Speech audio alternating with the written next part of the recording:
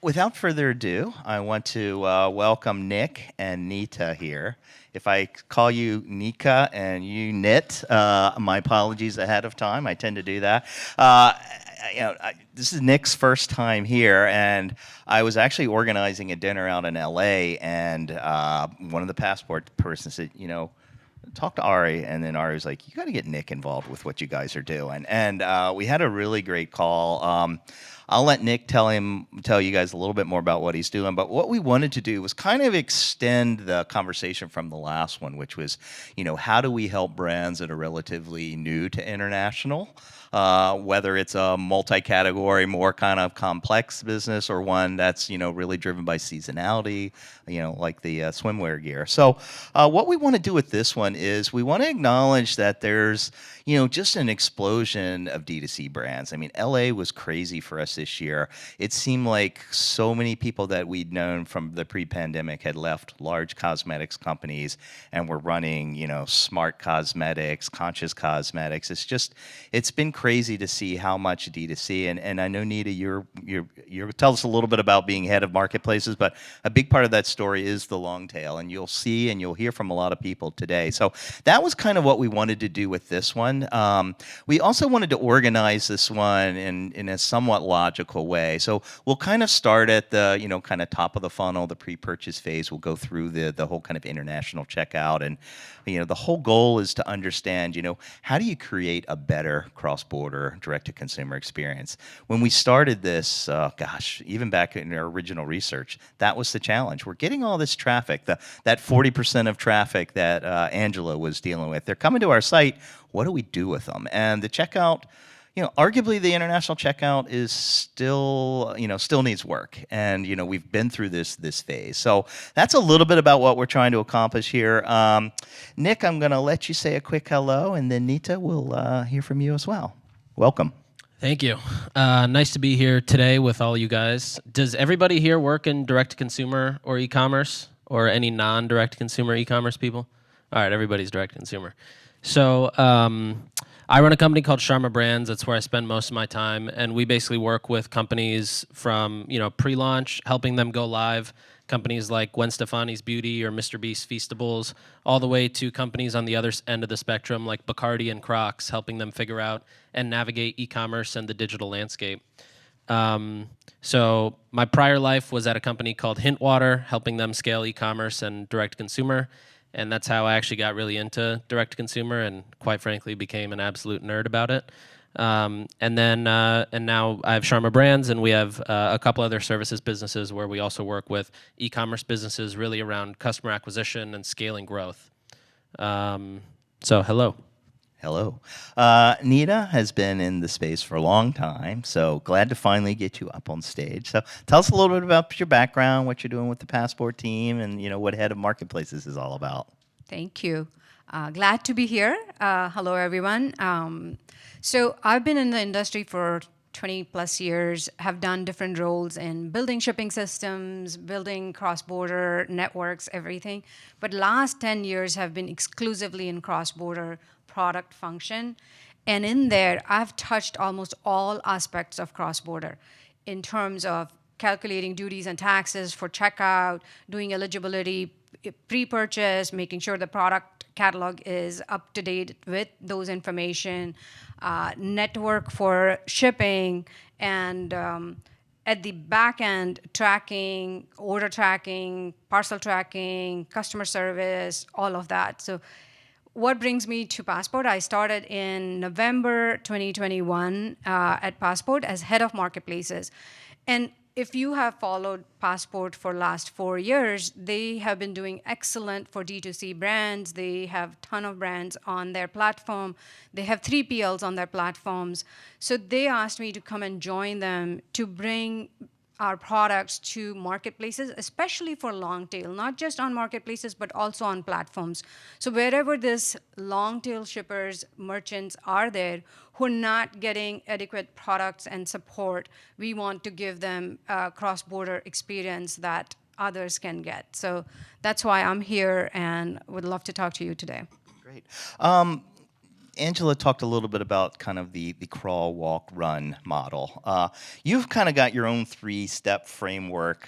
So let's kind of start at the top of the funnel here. What is some advice that you would give to the D2Cs that are just kind of getting up and going with international?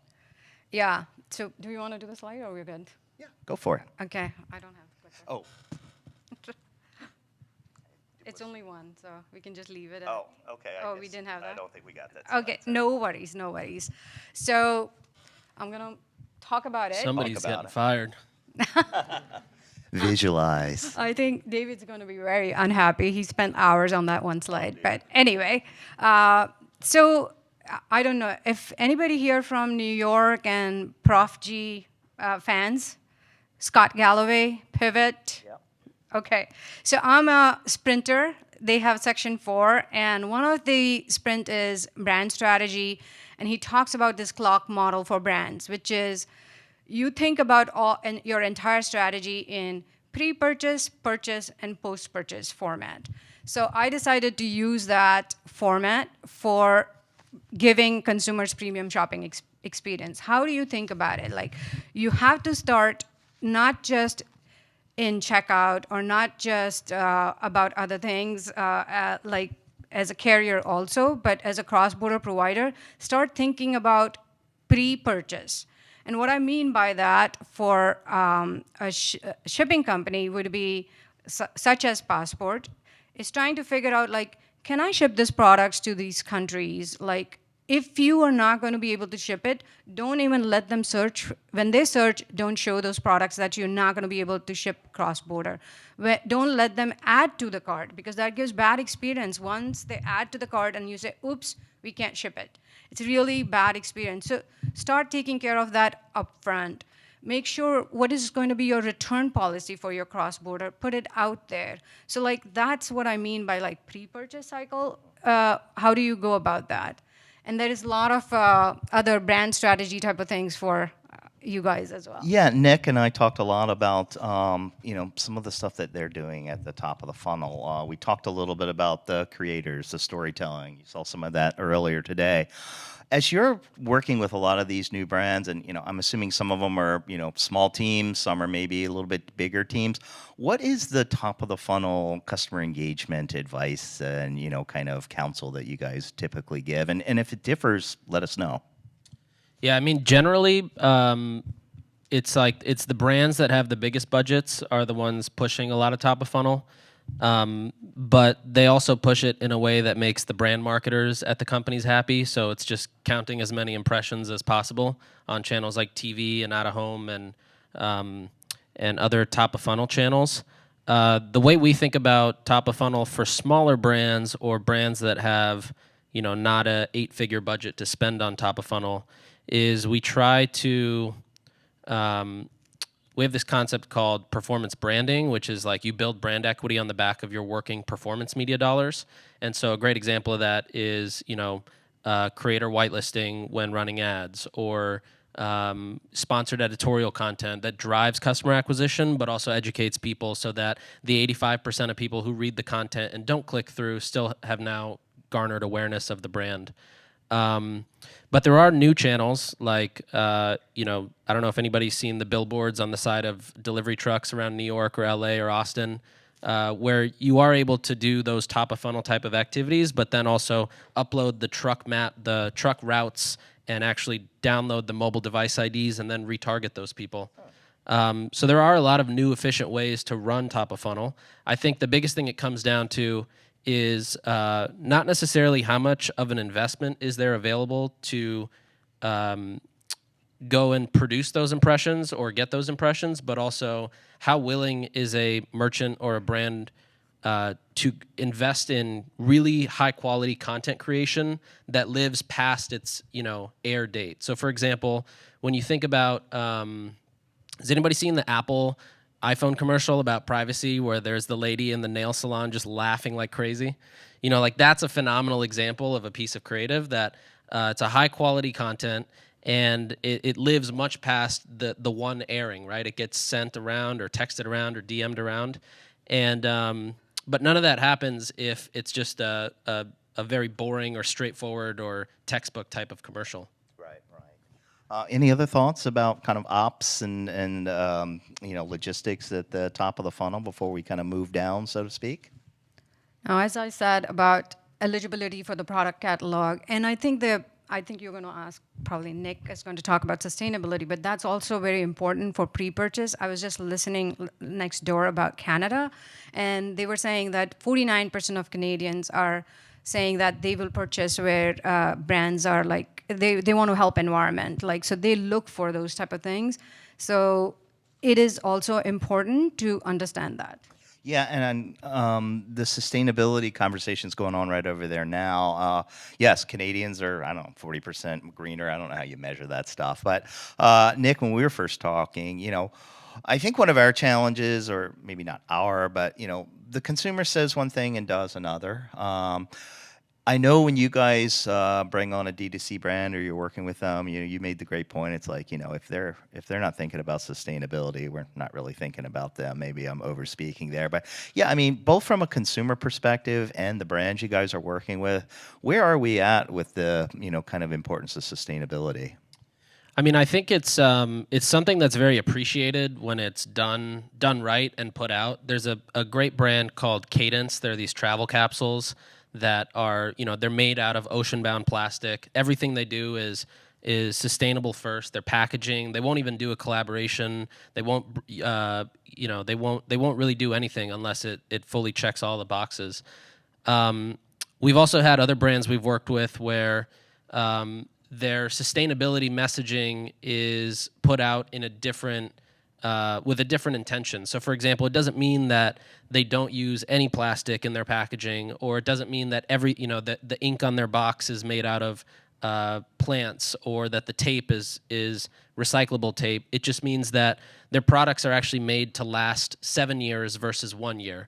And so they talk about they say things like fewer better things, or buy it once, you don't have to buy it again, versus everything has to be super recyclable or compostable. I do know in Canada, we bought a personal care brand called Long Weekend out of Canada, which is also a Passport client.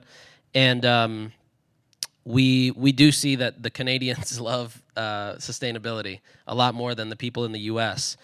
And the last thing I'll say here too is in the U.S. whenever we've run customer acquisition focused marketing, we've seen that the convenience will always trump sustainability, in the sense that if it's more convenient to get it one way and it's more expensive to get it the sustainable way, they'll always go for the convenience over the sustainability. Not to say that the sustainability is not appreciated or not recognized, but the consumer will always go for the path that is most convenient to them at their time of their life. So if they're shorter on cash, they don't care about being earth-friendly. If they're going to get it faster, they probably don't care about it being earth-friendly. I mean, when was the last time you guys went on Amazon and took like 7 shipments and put them into one and said, I'll wait a week, right? Everybody's like, no, I want it tomorrow. I want it in 2 hours. Whenever I do that, I forget that it's even coming. So it's kind of like Christmas, It's like, wait a second. Oh, that's right. I ordered all that stuff. But you're right. I mean, I think it's one of the challenges, and I think in a way the industry has to take a leadership role by almost taking that choice away, which is exactly opposite of what we've said for 20 years. More choice is better. So, and I do think, though, it is the merchant's responsibility to figure out how to optimize for sustainability wherever they can. So, for example, even in something like producing and shipping samples back and forth, the more you can be and practice sustainable practices within that process, the better it is for everybody, right? And if you have the opportunity to build a supply chain that is more sustainable or more earth-friendly, you should do it, because you as the merchant have a larger responsibility than I think the consumers do. Yeah, and Nita, let's kind of go there as far as the partners, the carriers. One of the conversations we had during a prep call was like, yeah, everybody talks about, packaging of the product itself, but have you ever seen how much plastic goes into wrapping those big pallets and things? And that stuff just goes into the waste stream. Yeah, and I think thinking about it even broader, right? Like, best sustainable way is to not ship, but that's not really an option. So then what are the next best things we can do? So like, thinner cardboard boxes or some of those containers that Nick was talking about. You could think about that. But also some things that we really don't pay attention when we pick the shipping partners is like, how many hops are there? Are they like doing direct? How many times, how are they doing the address correction, for example? Because if your address is corrected up front, then you need only one time to go and ship it, versus you're going to do 2 or 3 tries. All those things add to the carbon footprint. People are not thinking about it from that level, but it's good to start asking those questions to your providers that, okay, what are you doing for that, right? Like buying carbon credits is a great way to offset some of those things, and we do have that program.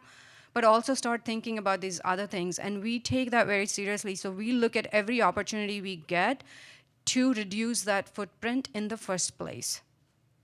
So the measurement piece to that, is that all kind of works in process industry-wise? Or are you starting to see, there's some standards boards emerging or anything like that? Yeah, so we use partners for some of that for offset. EcoCard is our partner for that. But we also make sure that we find partners to ship and do the due diligence up front to avoid extra hops and do better consolidation so that you're not having like 2 containers going on different days versus one. It's those type of things as well. So as we get kind of into the funnel towards purchase, we talk, pricing, shipping costs, delivery estimates. Walk us through what, the DTC brands that, what do they overlook? Because obviously if they're able to work with a cross-border platform, that works. Doesn't always work, with the finances that they're dealing with. So maybe they are working more with their carriers and their shipping partners to have more at checkout. Tell us what, the basics are and where should people start? Yeah. So I think price transparency and checkout is very important. More and more, if you see where where the countries are going, almost like DDU or delivery duty unpaid services going to be kind of, who knows what it'll evolve into, because if you look at EU and UK, everyone has to pay the taxes. So really, is it really DDU at this point? So you want to make sure that in the cart you provide full duties and tax calculations, provide anything else that if they have to pay, it should be upfront and calculated. How does that work most accurately where there are no surprises at the end for the merchants? Let's say they use a service, a platform, and they get duties and taxes. But do ask the question, how are they doing it? Are they looking at just the category based or just the description based? How are they doing the classification so that you get most accurate duties and tax calculated in that checkout basket? Because what will happen is you provide that service, your customer pays X amount, but then you get a different bill from your provider, and now you as a merchant or a retailer is holding that bill.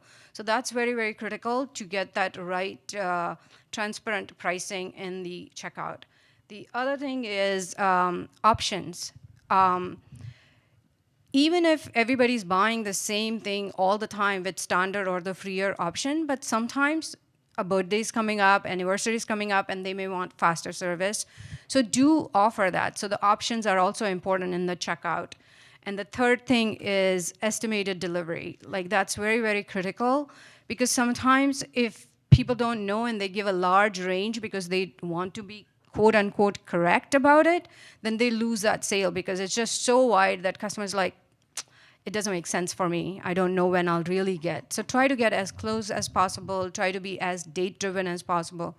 So those are the things that help you in the purchase cycle from the shipping service provider perspective. Yeah, so availability is the other piece. So, you can't ship what you don't have.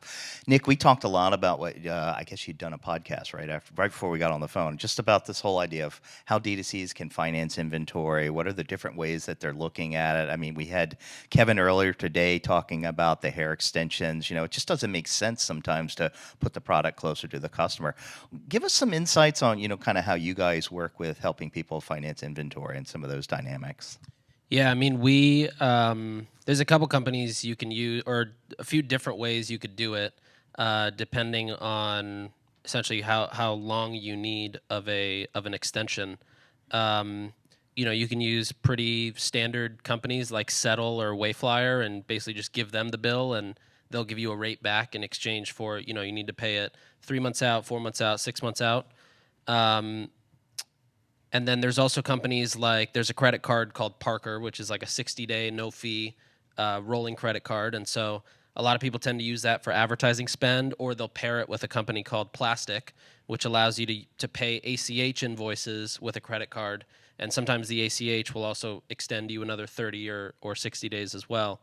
But generally, it's, if you're a smaller brand and you're looking to essentially get the inventory, advertise it, sell it, and then pay it off, I would highly recommend a tool called Settle.com. Okay. All right, so good tools. We'll, capture that on the video on the YouTube site. So the other thing, too, that we talked a little bit about was, financially securing information, all the different privacy dynamics. And I think, you could argue that spans the entire funnel, but, for now, let's talk about kind of around checkout. What are you guys seeing, and counseling their D2C brands around, kind of data privacy and some of the other dynamics? So a lot of it, I would say, is usually handled by the CMS. In our case, we use Shopify Plus for a lot of our clients. So Shopify Plus is very good about that. I know a lot of companies here probably use Salesforce as well, and they're also, they're built for that. But depending on, obviously the size of the brand and, if you work with a larger celebrity brand, you're a lot more under the microscope. There's different companies out there that will make sure from a accessibility standpoint, a legal standpoint, and a data security standpoint that you're basically doing everything up to standards in a way that is pretty bulletproof. I think generally the CMS platforms or the Shopify, Salesforce, they do most of it pretty well. There is, I don't know if anybody else has seen this wave in the last year of these like templated emails coming from customers saying to delete all their data. Has anybody seen those come in? There's some 1 or 2 apps that exist, and customers are basically syncing their email, which is the antithesis of what they're trying to do, and then it emails all the brands saying like, hey, please delete every email and every record of mine that you have. So, I think, yeah, generally, most of it is fairly taken care of by the platforms. I think the other thing you can do as a merchant is any of the vendors you work with, whether it's an attribution vendor or a passport or a fulfillment center, just making sure that there are no loose ends around data flowing out or any kind of connections where you're not clear exactly where the data is flowing. Got it. Nita, picking back up on some of the sustainability at checkout, there are carbon offsets and things. Have you guys done any testing? Is that something that clutters checkout? You never want them to stop and pause before they hit purchase. No. So right now, we do have a program called Greener Passport, and any brand onboarding between now and end of the year, we are giving 12 months free of carbon credits. It gives you like environmental logo with P in it right next to your checkout. So it tells your consumers that they are doing something good for the environment. So that works. Well, let's go to the post-purchase. International shipping has always been, kind of from day one at Gulf. So, what are some of the advice you can share, whether it's order status or tracking? You talked a little bit about hassle-free returns, the importance of messaging that early on at the top of the funnel. But obviously, not everybody clicks on the policies and reads the fine print, especially, internationally. True. So I think few things in post-purchase. First and foremost is tracking, visibility, being completely transparent, showing them every step of the way what is going on with their parcel, where it's moving. And we have gone one step ahead, extra, where we actually provide every retailer their branded tracking, so the experience is not jarring from the tracking perspective. They have pretty smooth experience from the retailer's website to the tracking website. We also realized that when a merchant picks a cross-border provider, that's because they don't want to worry about how is Is the plane late, or did it get stuck in the custom? What are they going to say to their consumers?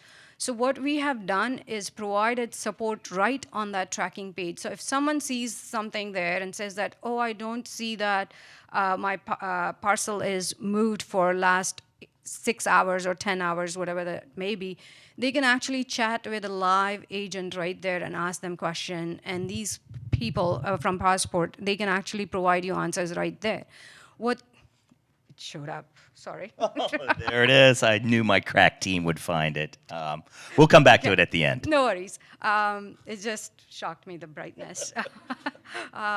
So where was I? Sorry. No, we were talking a little bit about carbon offsets and Yes. things like No, that no, no, at no. checkout. Post-purchase. I was on the post-purchase tracking page. So support, right? So you as a merchant, most of the time, the questions about delivery, if they are handled by the provider, you reduce almost 70% of inbound queries from your consumers. That's what we've noticed with our brands, where we provide this branded tracking and support right on that page. So that's very, very critical post-purchase, how to provide that streamlined support.